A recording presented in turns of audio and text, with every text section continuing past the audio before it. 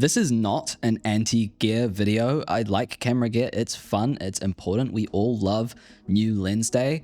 But the fact is, a lot of the time we're prioritizing the wrong areas when we're investing in gear based on what influencers, advertisers, and pro photographers say. And sometimes saving up for ages to get that lens you really wanted might actually make your photos worse, not better. And just as bad as overspending is underspending, and there are plenty of ways that I guarantee you are letting yourself down by not investing in better gear. But it's usually not the stuff that photography influencers tell you to buy. And yes, I am aware of the irony that I am now somehow also a camera influencer. So in this video, I'll go through all of the stuff you might need, all of the stuff you think you need, and all of the stuff you never knew you needed, as well as the stuff you really don't need. And at the end, I'll do a quick rapid fire round of worth it or not, so that you can avoid ripping yourself off. For clarity, none of the stuff I'm going to show you is sponsored or has been given to me for free or anything like that, but there will be Amazon affiliate links for everything in the video description.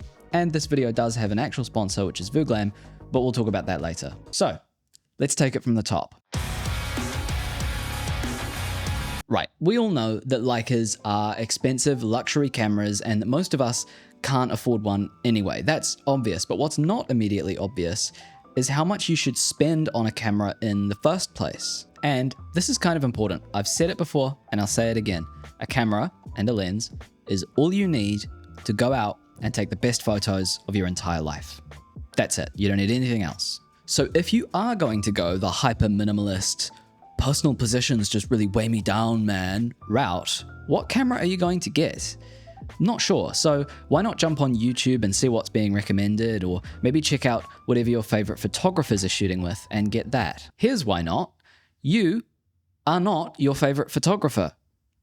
You're not me, you're not Henri Cartier-Bresson, you're not Gerald Undone, and what works for us might not work for you. In fact, it probably won't. Professional full-time photographers have completely different needs to you, and on top of that, buying a much more expensive camera makes a lot more sense for them just purely from a business and tax standpoint. I shoot all of my digital work, all of my professional stuff, all of my personal stuff, all of my pictures of the dog on this. This is a Nikon D750. It came out in 2014, over 10 years ago, and it cost about $600 on the used market. Do you know why I shoot this instead of a Sony a7 IV or a Nikon Z8?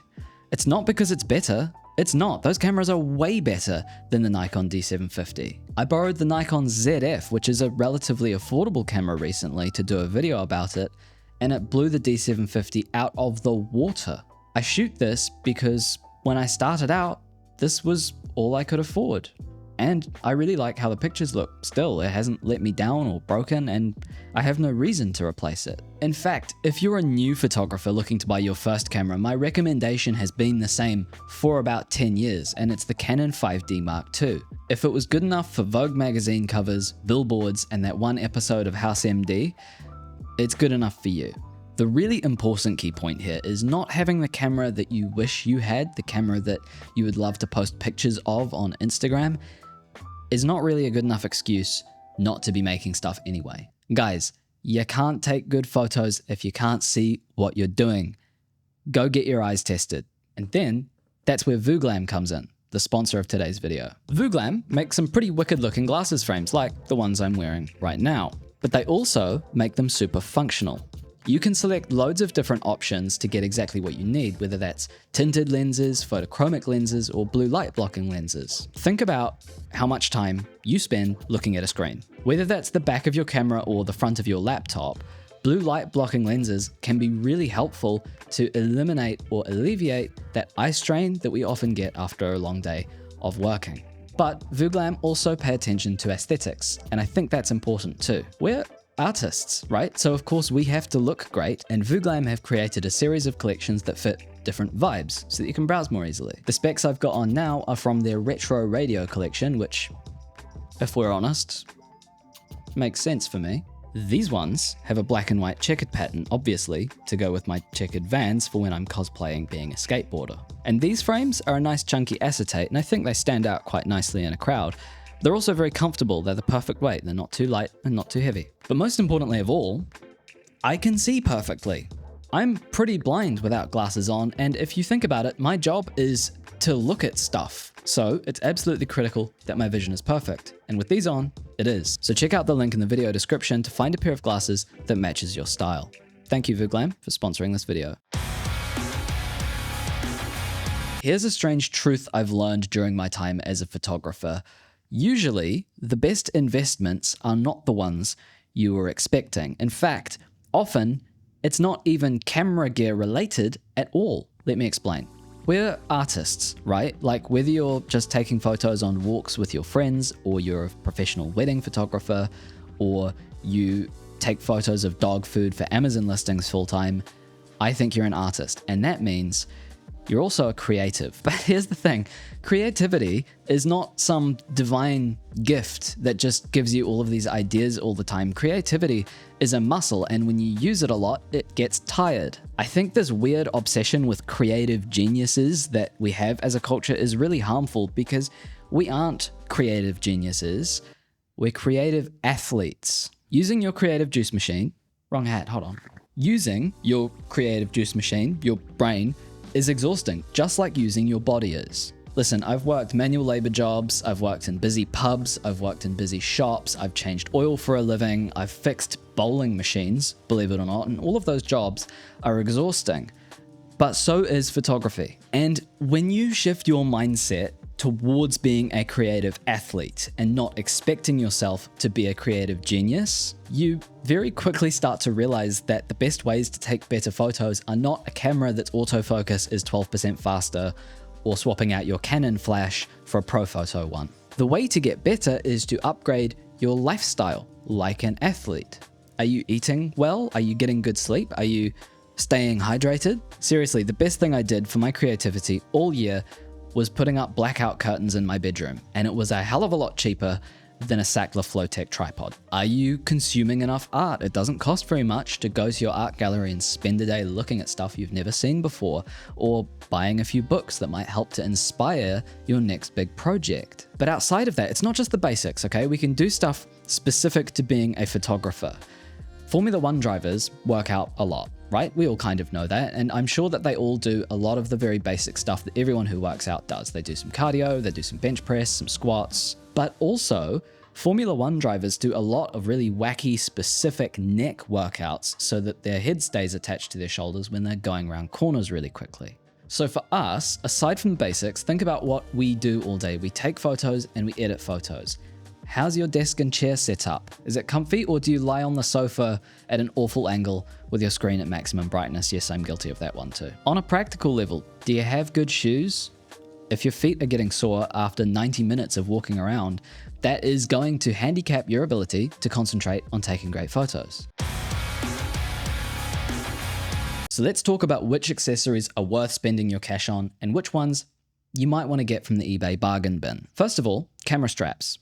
I use this Peak Design strap, I love it, but the reality is I could use a piece of rope or like an Ethernet cable if I needed to. The same goes for camera bags. Again, I have this Peak Design one, but like a $15 JanSport would be perfectly fine. If you're not a regular viewer, first of all, hi, subscribe, but also you might not know that for the past sort of half a decade, I've been doing the digital nomad thing, and for a while I was actually living out of this Peak Design backpack. And so in that case, in my particular instance, spending a bit more money for a super indestructible bag did kind of make sense. I really like to play around with lens filters, but there's a massive price range on them. Sometimes you can get them for $10 and sometimes $500. For things like color filters like this red one or this tungsten one, I've never had an issue getting cheap ones. Same goes for clear UV like protection filters, which I only really use so that I can wipe my lens clean with my shirt. But variable ND and polarizing filters are worth spending a bit more money on, since the cheap ones can mess with your colors a bit. Tripods. I'm sorry, there's basically nothing more boring to purchase as a photographer than a new tripod, but getting a good one really does make a massive difference. If you've ever used an Amazon Basics tripod, you know what it's like to try to support a camera with bendy straws. I use this three-legged thing one. It's made in the UK. It's great for photos. It's never let me down. I've dropped it off a cliff. True story. But it's suboptimal for video. The ball head is fine for photography, but as soon as I want to do any camera movement, it doesn't really do what it's supposed to do. So I'm currently thinking about getting a video-centric tripod as well. Flash. I've used everything from the cheapest of the cheap, newer stuff to Profoto and Broncolor stuff that costs more than my car. And to be honest, not really that much difference. Get the cheapest flash you can find, and if you manage to wear that flash out or break it, it means you're using it enough to justify spending a bit more money. Hats. There's nothing better than these 100% cotton embroidered dad caps that are available now at shop.huntercreatesthings.com. There's a link below. SD cards. Yes, I'm sorry, there's no two ways about it. The expensiver as fuck ones are totally worth it. I have had cheap and medium priced SD cards fail on me enough times to never ever shoot with them again. Batteries. This is a tricky one. It depends on what kind of camera you have and what kind of cheaper battery you get, but generally speaking, I'd say if you can afford to, try to get OEM batteries. Ultimately, you should buy the gear that makes you happy. There's nothing wrong with that, but just don't lie to yourself, because 9 times out of 10, it won't make your photos any better or even any different. And if you're still in school and you can't afford a camera yet, that's still not an excuse. Get your phone. I don't care if it's a cracked Android like my one is, and try to make something with it. It's kind of a flex to make a great picture on a crappy Android. Just try to make something. Even if you never share it, even if you never finish it, as long as you're practicing making stuff, building that habit of being creative, you're going to build the creative muscles. Having a professional grade camera doesn't make you a photographer. Having a big list of fancy Fortune 500 companies that you've taken photos for does not make you a photographer. Do you know what does make you a photographer? Taking photos. One of my favorite artists is the writer Charles Bukowski, and he wrote a poem called Air and Light and Time and Space. And I think it's exactly what a lot of us really need to hear right now to get off the sofa and make the art we've always wanted to make, but haven't for no apparent reason. So I'll read it to you. Don't worry, it's short and it will change your life. You know, I've either had a family, a job, something has always been in the way, but now I've sold my house. I've found this place, a large studio. You should see the space and the light. For the first time in my life, I'm going to have a place and the time to create. No, baby, if you're going to create, you're going to create whether you work 16 hours a day in a coal mine, or you're going to create in a small room with 3 children while you're on welfare. You're going to create with part of your mind and your body blown away. You're going to create blind, crippled, demented. You're going to create with a cat crawling up your back while the whole city trembles in earthquakes, bombardment, flood and fire. Baby, air and light and time and space have nothing to do with it, and don't create anything except maybe a longer life to find new excuses for. If you want to learn more about gear minimalism or my lack thereof, watch this video next. Stay hydrated and create art.